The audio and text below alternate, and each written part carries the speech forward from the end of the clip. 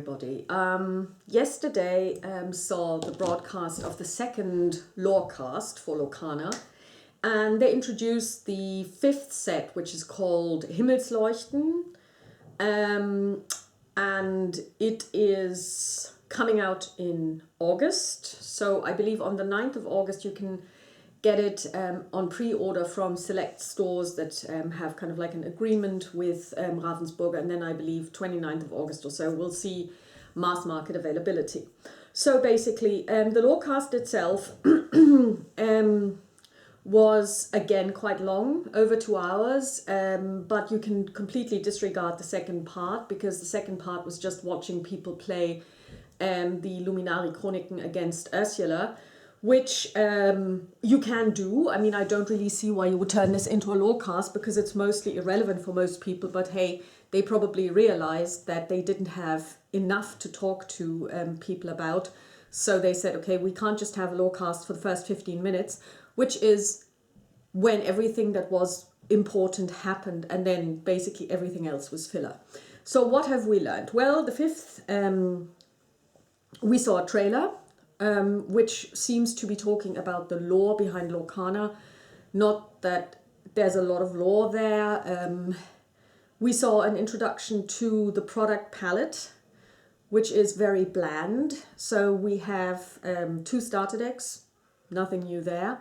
We have, there will be display boxes, so at booster boxes, well, not surprising either. There will be 2 play mats, one of which is really nice. I wouldn't buy them, but I believe that the Bell one is really beautiful. There is also going to be a couple of binders with really nice art. So if you're going to use binders to store your cards or for your collection, then there might be something in there. So it's 9 cards to each page. So I don't know how many cards will fit into one binder. Probably you won't be able to fit a whole set into one binder, because they looked very thin to me, so you probably have to buy more than one. But the outside is really lovely. They also have additional sleeves, this time also with the emblematic Lorcana back, as well as some art pieces, and yeah, and that's basically it. And you have a trove. That's it. So if you were looking for another play against the environment, like Ursula's Return Luminari Chroniken, like I was, you will be disappointed. I know I am. The cards harken back to a film that I haven't even heard of. There are plenty of children that race around in cars. I have no idea what this is. I was educated today that yes, this is a film. It's not a, it's an okay film. It's nice, but it's not really a good film by any means in terms of it's one in the top 10. The art meant nothing to me. I couldn't relate to any of the characters. Simply, I haven't seen the film, and it didn't look very appealing either. So, and there are no new mechanics, which is also quite annoying, because I've talked about this, that it desperately needs new mechanics. And I had to laugh, because in my most recent video on Lorcana, I was talking about how they need to ensure that they bring in alt art if they want to make it attractive for people to keep opening boosters. And lo and behold, they mentioned alt art. There is 1 card, and 1 card only, out of probably a set of 200, if the previous sets are anything to go by with regard to number of cards, that has been given an alt art treatment. But hold your horses. You only get this card if you buy a board game called Villainous, which has been out for longer than Lorcana has, which is a fairly good game, and it comes with expansions. So you get villain cards and villain, if you like, personas from Disney movies, and then you can play against other people. We've played it. It's a great game. It's quite cutthroat as well. I remember when we went to the shop and decided to buy it, the lady who sold it to us was like, are you good friends? And we were like, yeah. It's like, yeah, because this can get very heated. So apparently friendships have broken over this game. And I can see why this would be a cutthroat game where people would have a falling out with other people, because it's a take that game. So there's a new expansion coming out. Or, well, it's a big set, it's silver, and if you buy it, you will get a Lorcana Old Art Prince John card. And that's ridiculous. It would be like Wizards of the Coast saying you're going to get Old Art cards for MTG if you buy a Dungeons and Dragons product. I honestly don't know what they were thinking. Beyond, oh, we've got this other game that we really need to sell, so let's just force people to buy this if they want a special card. Because now imagine you want a full playset of the alternate art, or if there's 2 people in one household and each one of them would like to have an old art card, they would have to buy 2 copies of this board game, which is simply not happening. I mean, I honestly don't understand what they were doing. Also, considering that it's tied to the board game, there will never be enough cards on the secondary market for people to collect the old art. So I'm disappointed. I think that this is a really stupid move, which kind of has alienated me a little bit from the game. And we were just having a conversation about this because I thought, okay, I'm probably not going to buy a display box, but I would like to buy the 2 starter kits because then you get at least some of the new cards. However, as we were talking, even my partner in crime, she said, well, I'm not going to get the starter kits because even there you get cards from older versions, which in my case led to me filling up play sets for older versions for cards where I didn't have 4 copies yet. But for her, it actually meant she suddenly had more and more cards, triple, quadruple times that she couldn't use. So when she said, well, maybe we might be getting one display box between the 2 of us, and then just open the boosters together, and then just make sure that we split the cards evenly. I think I will still get the starter kits. Although some of the Ruby cards we saw are from this film that I don't know what it's called, with the kids in the cars. But in a way, at the moment, I'm like, I have so many cards already. I don't go to official challenges or tournaments. Why would I need more cards? Even now, I'm not using a third or a quarter of the cards that I have. Because a lot of cards are simply, useless. They're just there, you don't use them. You might have used them when there were fewer cards around, but now with 4 sets out and counting, you just have too many cards, or I have too many cards. And even now I was watching somebody else's review of the cards that they were showing, where he was like, well, these were cards that they didn't show in the Lorecast, but they are somewhere on a website. I couldn't find them, but they are official Lorcana website cards displays. And it was like, I want to say 8 red cards. And he says, well, they are not very impressive. He believes that they are from the starter kit, probably. We don't know. But they're kind of like underwhelming. So you have 8 cards already from this set, which are underwhelming. And this guy actually plays in challenges. So he basically has a very different approach to deck building than I have. I didn't like them because they were visually uninteresting. Then there were other cards, like there is a 9 Olaf, no, not Olaf, 9 Christoph, uninkable. But if you have many many songs in your discard pile, you reduce the cost by 1 ink for each song that you have discarded. Yeah, I mean, okay, but still 9. Even if you manage to sing 1 song every round, which is going to be, well, yeah, I suppose you could sing more than 1 song per each round. So yeah, you might be getting to be able to play him, let's say on turn 5. By then you would have 5 ink and you probably have sung 4 songs. So yes, maybe. But again, it's like, doesn't appeal to me.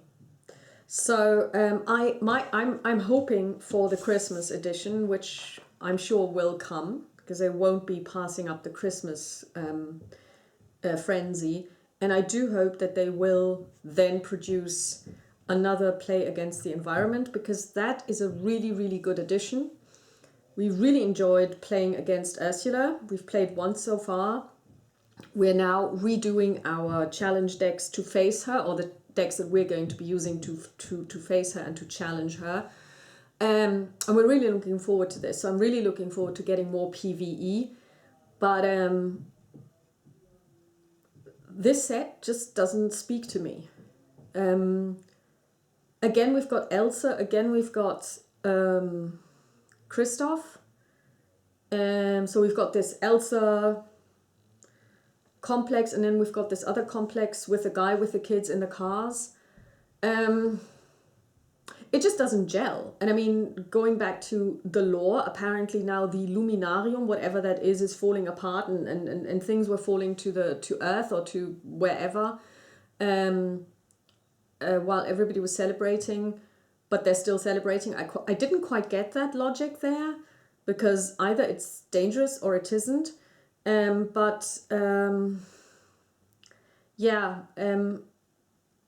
sure. I mean, the things that I had been hoping for, and other people as well, namely improved mechanics like being able to interrupt or react and that kind of thing, again haven't been introduced. The art is meh. And you have alt art, but you have to buy a completely different product from a completely different line. It's a board game that you may not even want to play. I mean, what is that supposed to do? I mean, sorry. That's a cash grab if I've ever seen one. And then lastly, I've never used Pixelborn. I tried to download it, and I did download it, but it didn't work for me. But that was more my problem than Pixelborn's problem. So I'm pretty sure that the problem was sitting in front of the PC. But I also wasn't invested enough to investigate why it wasn't working. But for those of you who don't know, Pixelborn was a labor of love of a fan, which was completely free, where you could play Lorcana against other people, against real opponents. I don't think that there was an AI playing integrated, but you had to find an opponent to play against. So like Magic Arena, I saw footage of it and it looked marvelous. It had rules implemented as well, so I think that it basically aided play, so it kind of made sure that you can't do illegal stuff, or even by mistake, make mistakes and do illegal stuff. And basically the person who was producing it didn't make any money off it. There was a Kickstarter simply to pay for the servers, and everything that, according to the internet, all the money that was made through Kickstarter that was higher, the amount that basically was higher than the amount needed to keep the servers alive, was actually donated to, I want to say, Doctors Without Borders. So for a good cause as well. But I was aware of it, and I was just like, okay, well, Disney is using this to spread the word about Lorcana, because they will make it possible for people who for some reason or other cannot actually go out and play, because there could be hundreds of reasons why you can't do it. It could also be a monetary thing, because this was free. Whereas if you want to play, you need to buy cards, and we know that Lorcana is at the expensive end of TCGs. But I always thought, okay, at some point they will slap a cease and desist order on this guy and say you have to close it down. This has now happened. I think it's going offline on the 16th, which is next week, 16th of June. And everybody thought, okay, they are now going to announce that there is going to be an official Lorcana Play app. They didn't even mention anything. They didn't even mention Pixelborn. They didn't mention the fact that it's going to be closed down. They didn't say, oh, we're working on an alternative. Nothing. So lots of people were expecting this. This didn't happen, which could be because this is a legal thing. And of course, the guy presenting this, whatever his name was, is kind of like a game developer. So he doesn't want to get involved. And I think it's better not to get involved because, you know, then people might start talking in the chat and blah, blah, blah. People were talking anyway, but, you know, it wasn't like he had to field any questions around it. But a lot of people were hoping for an official app. announcement. The fact that they didn't talk about it doesn't mean that they're not working on it. It just means that at this moment in time they don't have anything to say about it. So what does this mean for me personally? I still believe that I will get the starter decks.